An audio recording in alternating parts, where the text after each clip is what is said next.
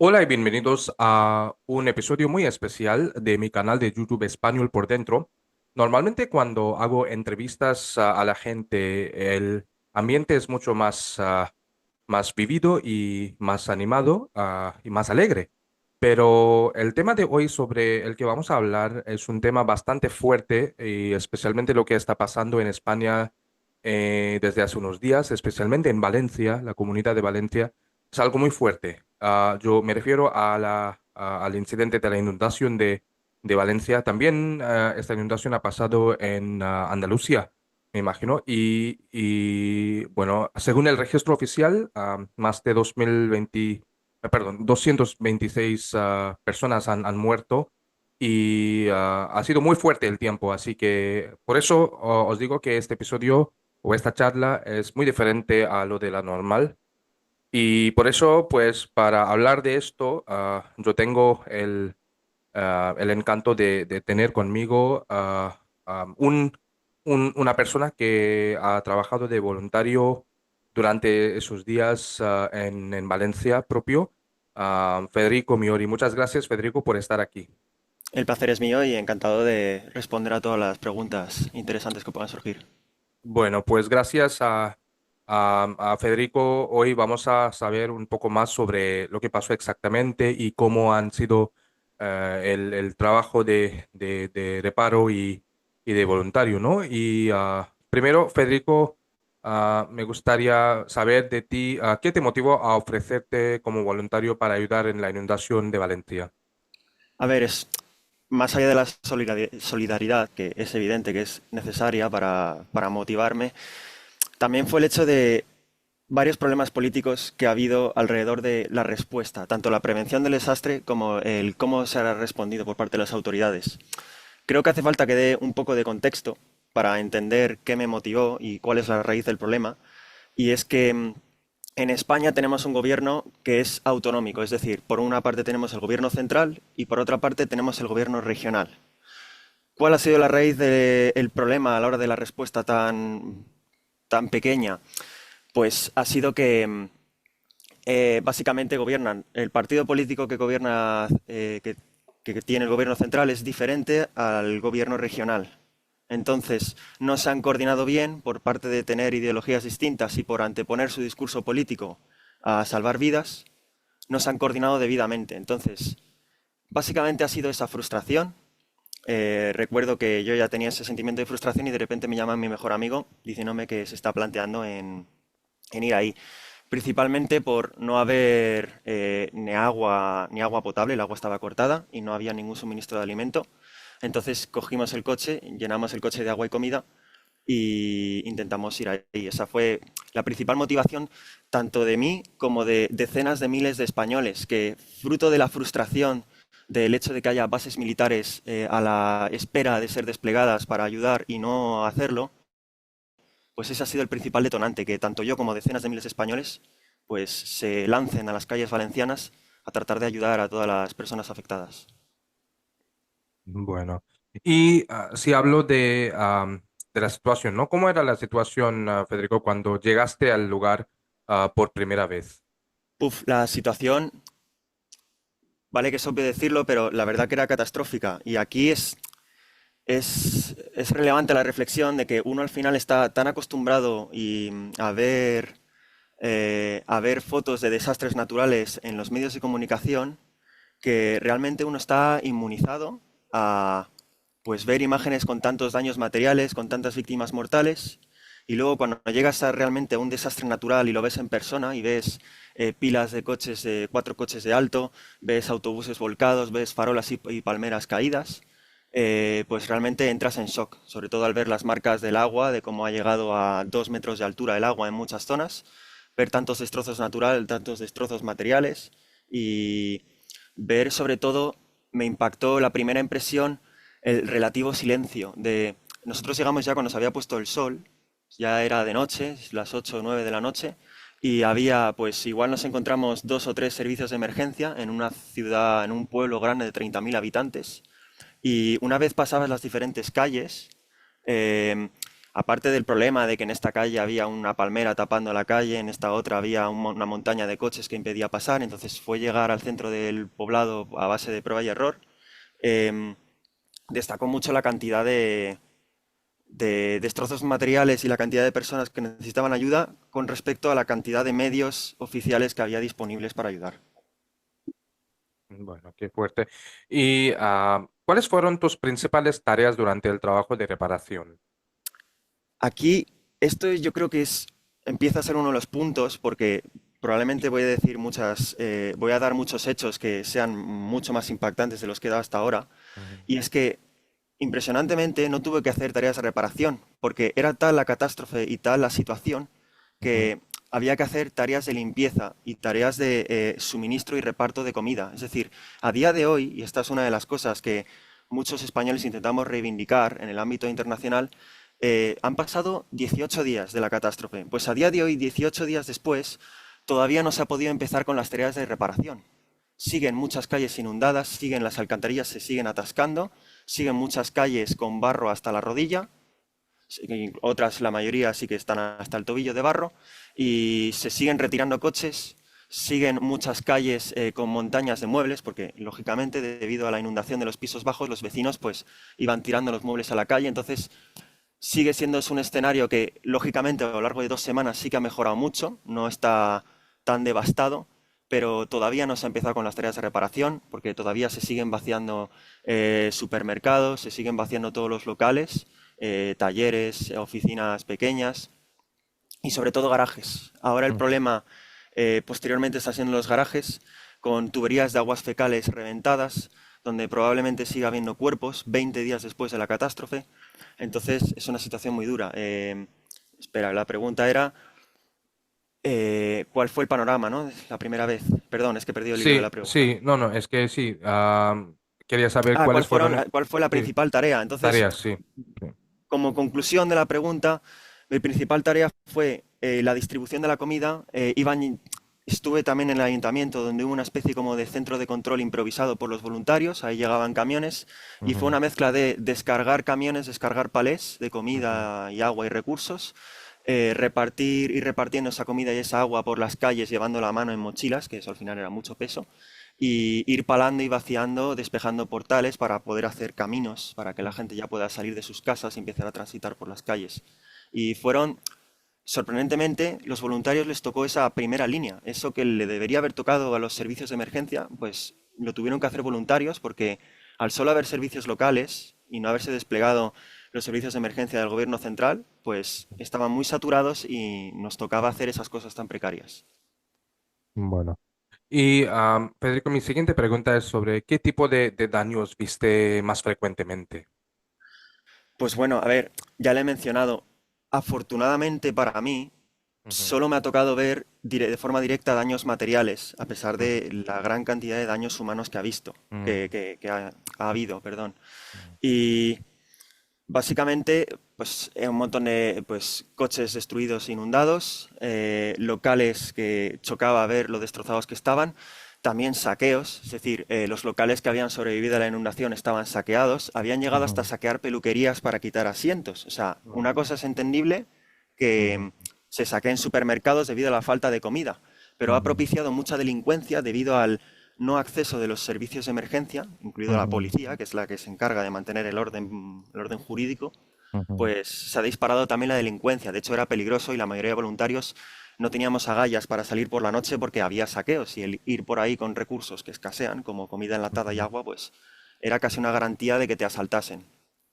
Entonces, ujú, el principal problema, aquí voy a intentar desviar un poco la pregunta, es por qué hubo tantos daños materiales. Y el problema es que pilló de sopetón, es decir, no se avisó ujú, y había tanta destrucción ujú, porque se notaba que les había pillado a todo el mundo pues yendo a la compra, pues, o sea, yendo a la compra por la calle, etcétera, etcétera.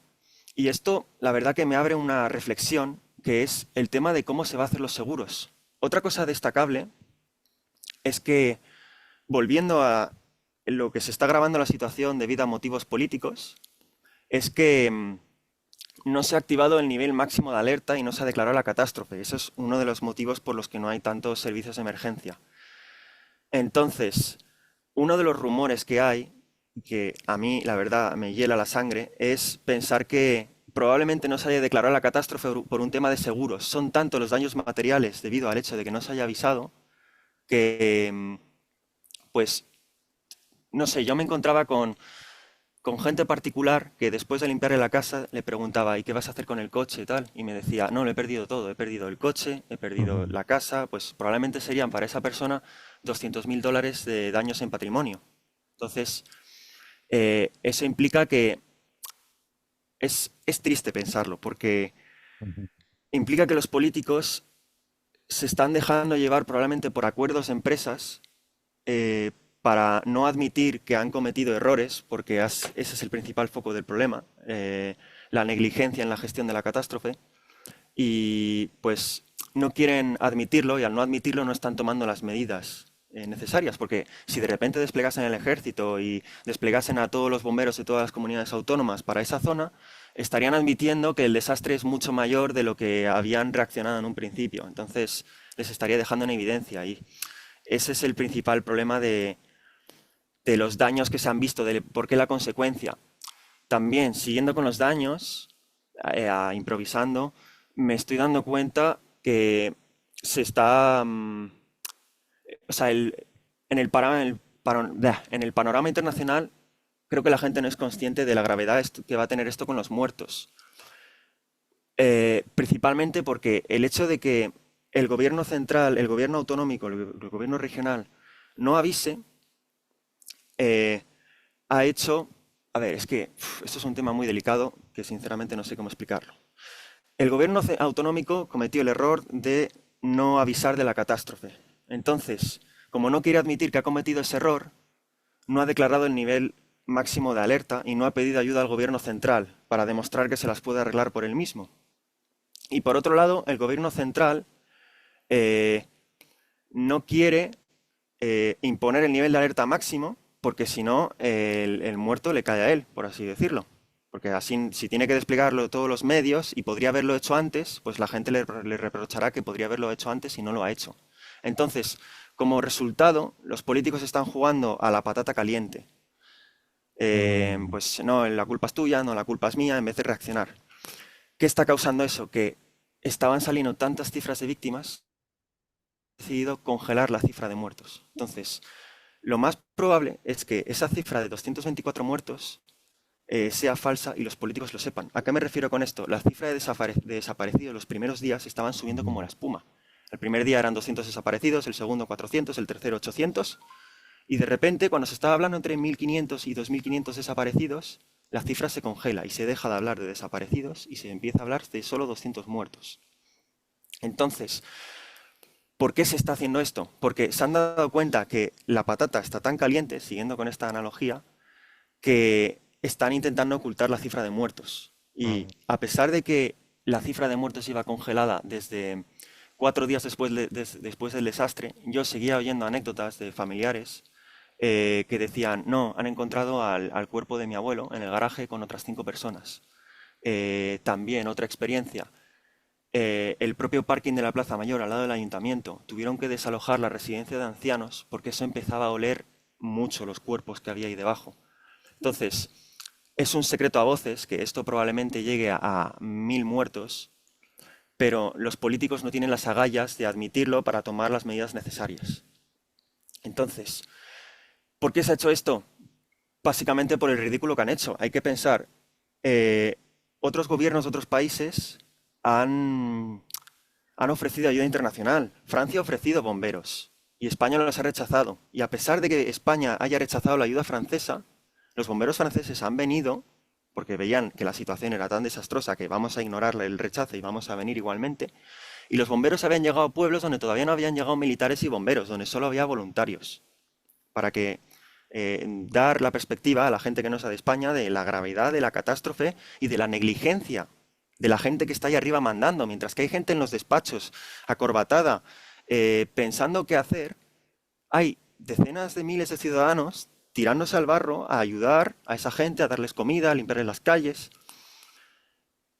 A mí me gusta compararlo con otros precedentes históricos. Por ejemplo, el año pasado sí que hubo una erupción volcánica en el que se decretó el nivel de alerta máximo desde el primer día y se evacuaron zonas y al final resulta que solo hubo un muerto.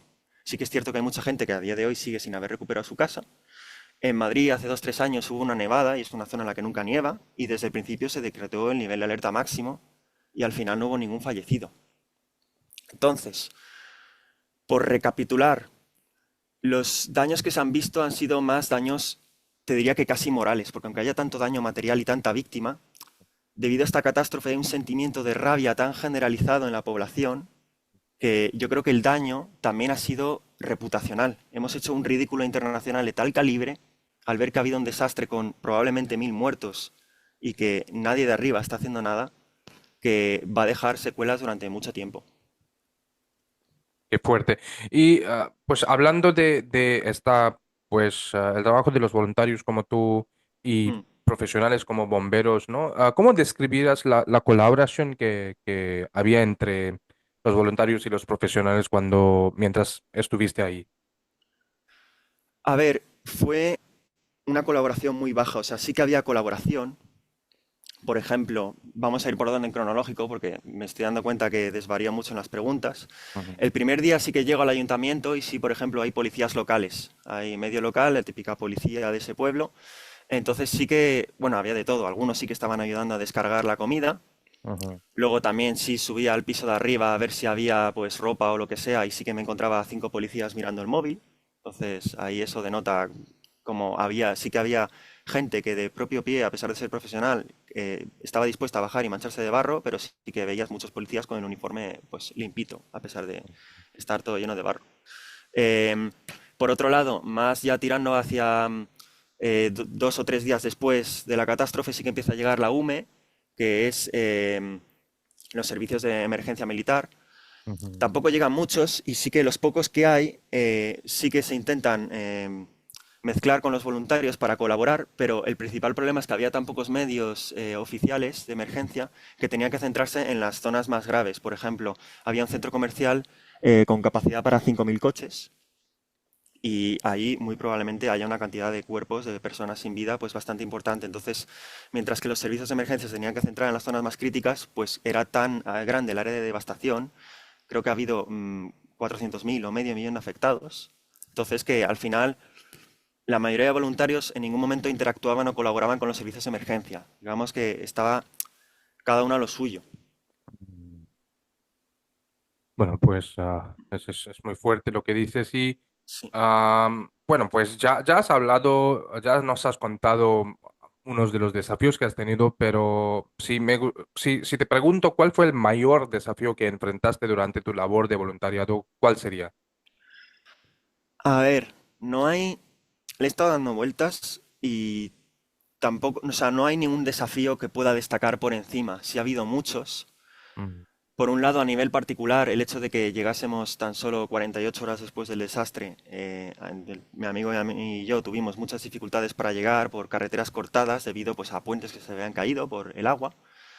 Y bueno, esto ya te lo he comentado al principio, a la hora de llegar había muchísimas calles cortadas pues, por desastres naturales, por árboles caídos, pues farolas tumbadas y cientos de coches que obstruían muchas calles.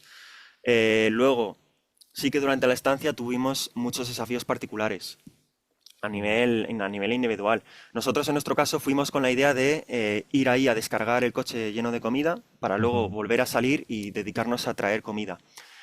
Una vez llegamos ahí nos dimos cuenta que realmente sí que había muchos medios por parte de los voluntarios descargando comida y nos dimos cuenta que hacía mucha más falta gente que parase, que quitase el barro de las calles.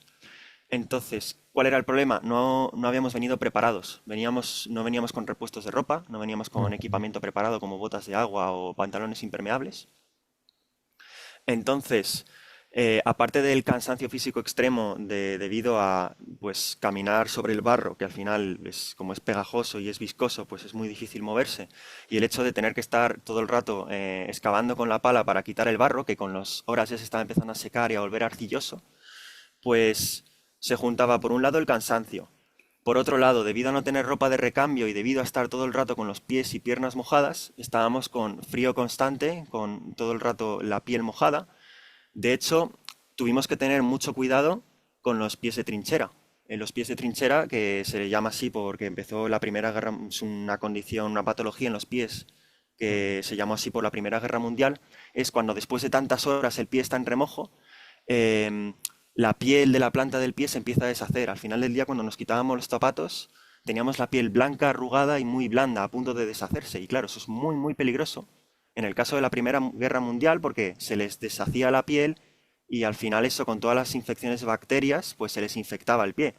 Y aquí lo mismo, al ser la piel tan vulnerable por estar muy blanda, a nada que nos hiciésemos una herida en el pie, con todo el barro y el agua infectado con bacterias de tuberías fecales, infectados con bacterias y virus de posibles cuerpos, pues era una situación muy crítica. También a todo esto se sumaba la falta de sueño, el hecho de que hubiese tantos peligros en las calles, pues hacía que estuviésemos todo el día en alerta y eso pues impedía dormir bien. O sea, el cuerpo estaba en un estado de supervivencia, digamos. A pesar de estar con solo 3 horas de sueño nocturnas, a pesar de estar increíblemente cansados, pues no éramos conscientes y seguíamos hacia adelante sin pensarlo. Luego ya, al volver a Madrid, al volver a la civilización, ya de repente cayó el cansancio. Luego, eh, la pregunta era, ¿qué desafíos había? Sí. A nivel colectivo sí que hubo desafíos, Ujú. principalmente debido a la falta de coordinación. Por ejemplo, las alcantarillas se empezaron otra vez a atascar. ¿Por qué? Porque al principio sí que vaciamos todas las calles de barro, más o menos, ¿no? Entonces, en cuanto empezaron a ser todas las calles ya transitables, la gente empezó a depositar todo el barro de los garajes y de los locales en la calle. Entonces, el barro volvía a fluir y volvía a atascar. Entonces, se estaba creando una especie de pantano que hacía que el nivel del agua estancada subiese y, pues, lógicamente propiciaba muchas más enfermedades e infecciones. Luego, por otro lado, la dificultad de acceso a los voluntarios. Esto también es otro tema muy, muy duro de decir. Y es que, claro, los voluntarios es verdad que ayudamos a los ciudadanos de ahí, pero visto desde el punto de vista cínico, para los políticos, los voluntarios éramos un problema, porque Mm, estábamos mala prensa, debido a que estábamos demostrando con nuestras críticas y estando ahí ayudando, que mientras que nosotros estábamos siendo capaces de ayudar a la gente, los servicios de emergencia no estaban siendo capaces de ayudar. mm. Entonces, esto hacía que eh, el Estado, en vez de tratar de colaborar con los ciudadanos y admitir que han cometido un error, estaban poniendo dificultades a los ciudadanos. Un ejemplo de ello era que el helicóptero de tráfico, el que se encarga de poner multas, estaba multando a centenares de voluntarios por aparcar mal, porque en una situación excepcional debería ser entendible que todo el mundo aparque mal. Está todo embarrado, las líneas de los parkings designados no se ven, entonces la gente aparcaba en descampados, aparcaba en campos de cultivo, aparcaba en las aceras. Es algo lógico y obvio, pero Ujú. como a las autoridades no les gustaba quedar en evidencia de lo negligentes que estaban siendo, se estaban dedicando a poner tropezones a los voluntarios para que llegase el mínimo número de voluntarios posibles, para que no dejásemos en evidencia que realmente se podía ayudar. Em, y Sí. esos yo diría que fueron los principales desafíos. Se me pueden ir Mm, ocurriendo más, pero ya si se me ocurren los iré ujú. diciendo más adelante. Bueno, gracias por compartirlo. ¿Y hubo algún momento especialmente conmovedor o difícil que recuerdes? Porque, claro, ya has contado varios desafíos bueno, la descripción ha sido bastante fuerte, pero ¿algún momento especialmente conmovedor para ti? Uf, a ver, sí. Como he dicho antes, afortunadamente no vi nada explícito. Pero sí que debido a que había como un centro de coordinación improvisado en el ayuntamiento por voluntarios, y lógicamente los voluntarios son de todo tipo de profesiones, sí que había voluntarios médicos. Entonces se formó una especie de centro médico improvisado con lo que había ahí. Y claro, al nosotros estar buen tiempo ayudando en el ayuntamiento a descargar, pues sí veíamos gente que requería atención médica al llegar y sí que veíamos panoramas bastante conmovedores. A mí lo que más me ha conmovido en concreto fue una situación de un niño de 1 año que llegaba en un estado del cual no voy a dar detalles porque fue algo pues bastante duro de decir y por respeto a esa familia. Pero sí que las miserias estaban a pie del día. O sea, recuerdo también un día salir a primera hora de la mañana, después de que por la noche haya habido delincuencias, y ver veía en esquinas cosas como charcos de sangre. Entonces, sí que se han visto barbaridades, sí que ha habido varios momentos especialmente conmovedores, por no decir cosas tan duras a nivel explícito. Cosas que también me han conmovido, por indirectas que fuesen, eran cosas como los olores. Esa mezcla de olor a coche quemado, porque muchos coches eléctricos se quemaban debido al agua. Esa mezcla de agua fecal, de olor a agua fecal, olía a alcantarilla. Olía también a podrido. Cuando pasabas por Mm. fruterías y supermercados, intuías que ese olor a podrido era por la comida fresca en descomposición. Pero claro, cuando olías a podrido en los garajes, pues desgraciadamente el motivo del olor era otro. Y luego también otra cosa que conmovía mucho eran las historias. Te venía uno que decía que tiene tres niñas, coincidió con Halloween, la niña quería salir disfrazada y el padre contaba cómo sacaba a la niña disfrazada con el barro y decía, tú haz como si nada, hija, tú disfruta de tu disfraz. Y no sé, momentos puntuales, el parking de la Plaza Mayor. Estaba al lado del ayuntamiento y de repente pregunta a un policía local ese parking qué tamaño tiene y me dice que tiene una capacidad de 2000 plazas y dos plantas. Entonces, cuando me asomo a la entrada del parking y lo veo que está inundado hasta arriba, pues claro, ahí ya, fruto de la imaginación, pues uno se conmueve. Sobre todo porque una cosa que ahora que caigo se me ha olvidado recalcar es las consecuencias que ha tenido el hecho de que no se avise. O sea, esto pasó, primero fue una inundación relámpago. Eso quiere decir que no fue una lluvia torrencial que fue subiendo el nivel del agua a lo largo de las horas, sino que las lluvias se dieron más tierra adentro y debido al desbordamiento de ríos hubo una avalancha de agua que en cosa de minutos pues inundó hasta 1 metro, 2 metros de agua. Entonces, el hecho de que no se avisara, a pesar de que las agencias estatales de meteorología sabían que iba a haber una catástrofe, los políticos no avisaron, Mm. y debido a que sucedía en hora punta, estamos hablando que creo que se inundó a las 5 o 6 de la tarde, pues claro, el escenario fue desolador. Solo con imaginarse que los supermercados estaban llenos y de repente la gente pues se empieza a inundar, todo el mundo corriendo al coche, a los sótanos, para irse a su casa. Y claro, en ese momento el garaje se inundó y quedaron cientos de personas atrapadas. Toda la gente que estaba en sus casas, que de repente ve que se empieza a inundar, claro, uno no se imagina que van a venir 2 metros de agua en cosa de 10 minutos.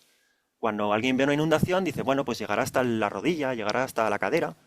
Entonces todo el mundo bajó a sus garajes, fruto de la ignorancia, a salvar el coche. Entonces, desgraciadamente, la cifra de muertos va a ser tan alta porque ha habido mucha gente que seguramente haya muerto por querer salvar algo material, como el coche, como cosas que tienen en el trastero, en el sótano. Entonces, eso ha sido lo más duro de todo. Lo más conmovedor para mí no ha sido las cosas que he visto, y mira que no he visto cosas para todo el público, sino ese contraste entre la gente en los despachos y luego la catástrofe que ha habido debido a la negligencia de esa gente que sigue con el traje limpio y que seguramente, tanto literal como figuradamente, se vaya con las manos limpias. Porque, desgraciadamente, no va a haber consecuencias legales para los políticos. A mí me gusta poner como ejemplo, y ya de por sí es muy bestia, y también explica que no es la primera vez que se falsifican muertos. Cuando hubo el COVID en España, llegamos a 1000 muertos diarios. Y lo mismo, los gobiernos estaban intentando pues, ocultar esa cifra de muertos. Hasta tal punto que un año después, el INE, que es el Instituto Nacional de Estadística, publicó el descenso poblacional de toda la población española. Y ese descenso poblacional era 4 veces superior a la cifra de muertos que había dado oficial que había dado el gobierno. Entonces, Mm. esto recalca más, y por eso conmueve tanto, que los políticos anteponen su cargo a las vidas humanas. Eso es, yo creo, lo que más me ha conmovido. Ah, bueno.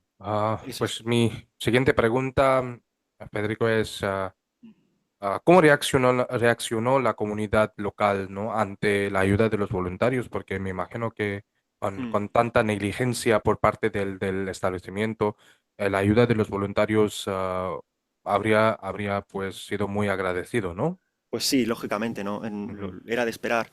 La frase que más me han dicho, que más me decían puerta a puerta, mientras íbamos ayudando, repartiendo agua y comida y quitando el barro de los portales, era que habríamos hecho sin los voluntarios. Estaba toda la gente frustrada. Claro, o sea, es, también hay que pensar que estábamos haciendo no solo como voluntarios que palábamos, sino lógicamente la gente, mientras se dejaba ayudar, pues nos contaba sus miserias. Entonces, también en parte hacíamos como de psicólogos a la hora de escuchar y permitir que la gente afectada pueda desahogarse. Entonces, la mayor frustración de las víctimas, de la gente que ha sido afectada, básicamente era ¿dónde está el ejército? Mucha gente pues caía a llorar. ¿Y dónde están los servicios de emergencia? No ha llegado aquí un solo policía, un solo bombero. Y me decían con un tono de tal desesperación de qué habríamos hecho si no hubiesen llegado voluntarios. Porque tú veías las calles, igual en cada calle había 20 personas barriendo, 5 personas con la pala quitando barro y 3 personas repartiendo agua y comida con carritos de la compra. Y igual en todo el día pues veías 2 o 3 bomberos. Entonces la proporción era, era muy grande. Entonces también cosas a destacar, el contraste que había entre la recepción de los voluntarios por parte de las víctimas y por parte de los medios. Era muy chocante el contraste de mientras los voluntarios decían que habríamos hecho sin, perdón, mientras las víctimas decían que habríamos hecho sin los voluntarios, en la tele, para que la gente no viniera a ayudar, no paraban de dar el discurso de que los voluntarios ahí veníamos a estorbar, de que estábamos estorbando los servicios de emergencia, que no les permitíamos hacer su trabajo correctamente. Y, y era principalmente eso, un gran contraste. También he de destacar que, o sea, los voluntarios, o sea, las víctimas no solo reaccionaban muy bien ante los voluntarios, sino que debido a esta mala prensa y a la distorsión que había, también estaban abucheando todo el rato, insultando a todos los periodistas y, y ciertos políticos que iban pasando. A ver, no es extrañar. Ha habido periodistas que han llegado a decir, que yo lo he visto en persona, que decían, esta calle que le han vaciado los servicios militares de emergencia, iba explicando cómo lo han vaciado los servicios militares de emergencia y una vez ya cortaban la retransmisión, empezaban todos los voluntarios a gritarle que eso es mentira, que eso lo han vaciado los voluntarios. Entonces, no es extrañar que debido a la labor tan esencial que hemos hecho, pues los voluntarios pues, nos han acogido con los brazos abiertos y nos han dejado que ayudemos todo lo que podamos. Bueno, ¿y qué medidas de seguridad tuvisteis vosotros que seguir durante las tareas de reparación? Uf, pues eso es un tema muy delicado e interesante porque, Ujú. claro, el problema era como toda la ayuda voluntaria era improvisada, Sí. pues las medidas de emergencia, las medidas de seguridad, perdón, se tenían que improvisar a medida que nos íbamos dando cuenta de peligros y muchas Ujú, veces nos dábamos cuenta tarde. ujú, Entonces, te puedo hablar más de los peligros que ha habido debido a la falta de medidas, más que a las medidas que hemos tomado de seguridad. ujú, Básicamente, por ejemplo, el hecho de, pues yo he llegado a ver cómo un vecino intentaba tirar los fusibles de la luz hacia arriba para encender luces y tal, ujú, viendo cómo se veían colorines en el agua de gasolina disuelta. ujú, También muchos todoterrenos que había ahí de gente voluntaria y tractores de granjeros, a la hora de arrastrar coches, como el coche estaba encastrado en el barro, ujú, se reventaba la cuerda y salía alguna pieza del coche volando. Y luego también había mucha falta de medidas higiénicas. Nosotros al principio, el primer día, hasta que empezaron a llegar ayuda de equipos sanitarios, nos tuvimos ujú, que desinfectar pues con ron y whisky. Como tiene un 40% de alcohol más o menos, ujú, pues era lo más adecuado dentro de lo que teníamos. Entonces, antes de comer, como habíamos estado tocando barro, pues contaminado con aguas fecales y con personas sin vida, ujú, pues al principio nos desinfectábamos con bebidas alcohólicas, vodka, ron, lo que íbamos encontrando de bares que estaban ujú, destruidos. Y luego ya empezaron a llegar equipos sanitarios y ya sí que en los últimos días estábamos con mascarilla y ujú, estábamos con guantes de látex por encima de un guante de corte. Entonces había riesgo de todo tipo. El hecho de que hubiese ujú, tanta excavadora moviendo coches, el hecho también equipo que tuviese gases peligrosos. Por ujú, ejemplo, había muchos transformadores, el transformador de la electricidad, de los postes eléctricos, liberando gases tóxicos, fruto de que se habían mojado y se habían destruido. ujú. Compresores de nevera soltando los gases tóxicos en los interiores de garaje donde había voluntarios palando. O sea, el resumen es que las medidas de seguridad brillaban por su ausencia debido a la falta de organización.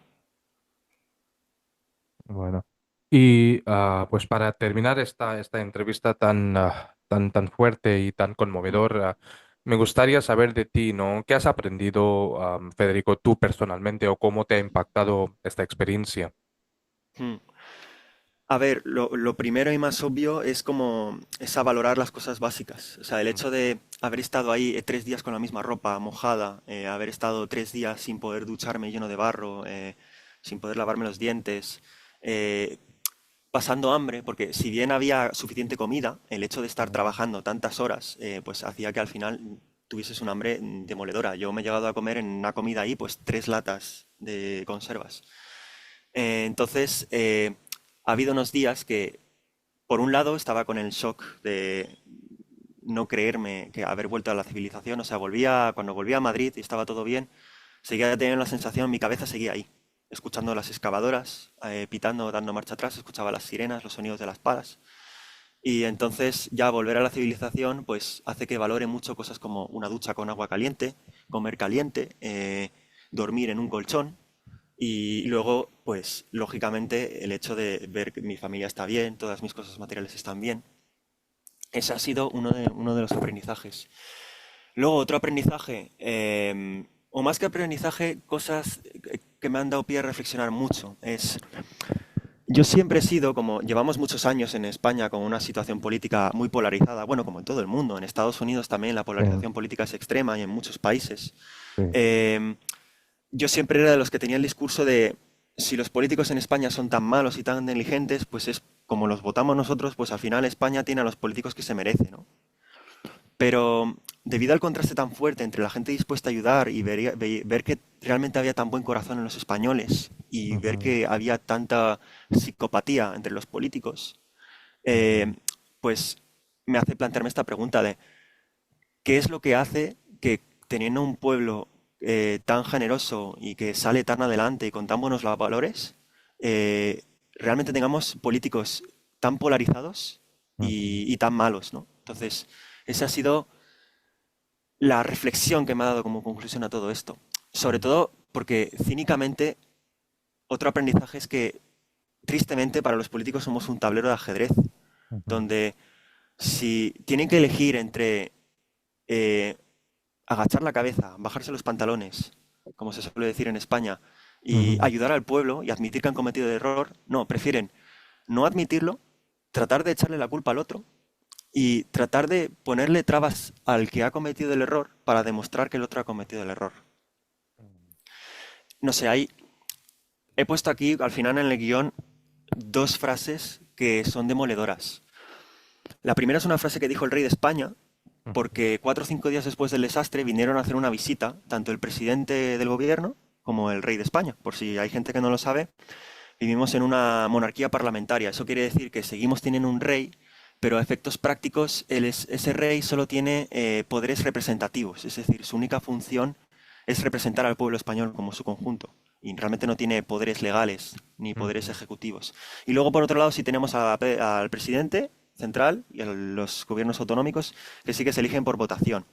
Entonces, cuando llegaron a hacer la visita, ujú, y esto representa mucho, es una muy buena anécdota para cerrar la sensación que ha dejado a España este desastre, el gobierno, el presidente del gobierno, em, tuvo que salir corriendo y subirse al coche porque le estaban lloviendo palos, trozos de lo que sea. Estaba la gente tan enfadada que ujú, estaba dispuesta a matarlo prácticamente. ujú, Y por otro lado, el rey de España sí que le echó más agallas y se alejó de los cuerpos de seguridad y se lanzó a la masa a tratar de hablar y tratar de calmar al pueblo. Y lógicamente el rey tiene que mantenerse en una posición neutral políticamente, entonces no puede decir cosas explícitas o no puede señalar a nadie, ¿no? Pero una de ujú, las frases que dice, que resume muy bien toda esta situación, es hay gente interesada en que haya caos. Esa fue las palabras textuales que dijo, que están grabadas por parte de la televisión, se pueden encontrar fácilmente en internet.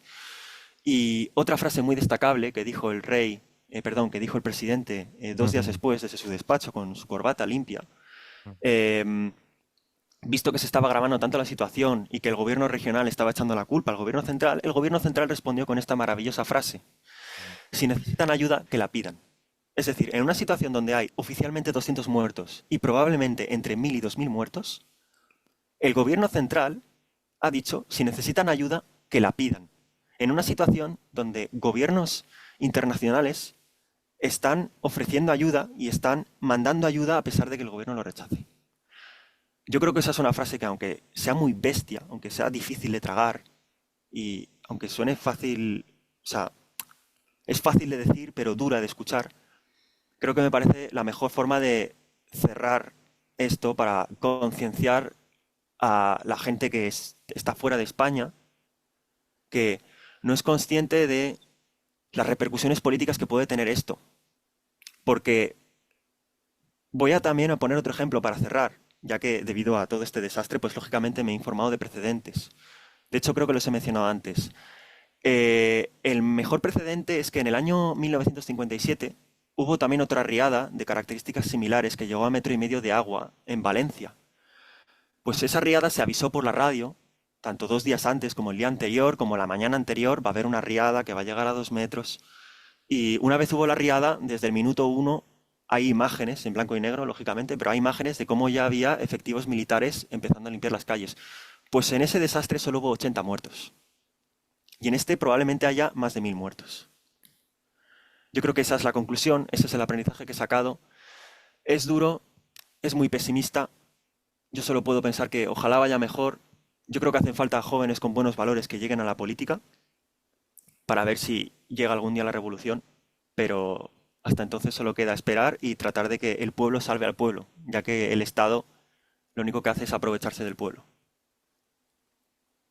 Bueno, pues con estas palabras tan fuertes y tan brutales, terminamos esta entrevista. Muchas gracias, Federico, por tu tiempo. Lo último que contestaste, refiriéndote a la otra riada de hace muchos años, pues solo indica y afirma, ¿no? Que hay que siempre mirar hacia atrás, mirar hacia nuestra historia para aprender muchas cosas. Y lo que nos has descrito es algo ah, a la vez muy conmovedor y también muy brutal. Y espero que pues el gobierno de España pueda tomar más medidas para ayudarles a la gente española, ¿no? Mm. Que han sido impactada. Y sobre todo que Ah, haya consecuencias para la gente que lo ha hecho mal, que hay muchas claro, víctimas reivindicando eso. claro, claro, claro. Pues muchas gracias, Federico, por tu tiempo y Nada, el hasta placer ha sido mío. bueno, gracias, sí. Y hasta el otro capítulo de Español por Dentro. Chao. Hasta luego.